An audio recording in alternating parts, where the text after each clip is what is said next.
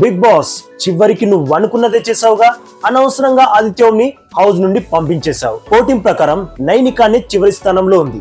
ఎందుకంటే చివరి కొన్ని వారాల్లో తను ఏ మాత్రం పర్ఫార్మెన్స్ ఇవ్వట్లేదు. తనకంటే ఆదిత్యం చాలా బెటర్. హౌస్ లో గేమ్స్ లో చాలా యాక్టివ్ గా ఉంటున్నాడు. అయినా ఆదిత్యంని ఎందుకు పంపించేశారు? హౌస్ లో వాళ్ళ ఓటింగ్ కి రెస్పెక్ట్ ఇచ్చారా, లేదంటే ఆదిత్యం వల్ల ఎలాంటి ఉపయోగం లేదు, అనవసరంగా హీటెడ్ ఆర్గ్యుమెంట్ ని జరగకుండా చేస్తున్నాడు, దాని వల్ల కొంచెం టీఆర్పీ రేట్ తగ్గుతుంది అని అనుకున్నారా? నాకైతే అలానే అనిపిస్తుంది బాస్. హౌస్ లోని వాళ్ళ ఓటింగ్ కి ఇంపార్టెన్స్ ఇచ్చారా, లేదంటే ఆదిత్యం వల్ల ఏ ఉపయోగం లేదు, అనవసరంగా హీటెడ్ ఆర్గ్యుమెంట్స్ ని జరగకుండా ఆపేస్తున్నాడు, దాని వల్ల కొంచెం టీఆర్పీ రేటింగ్ తగ్గిపోతుంది అనుకున్నారా? నాకైతే అలానే అనిపిస్తుంది బాస్. ఏమంటారు బాస్?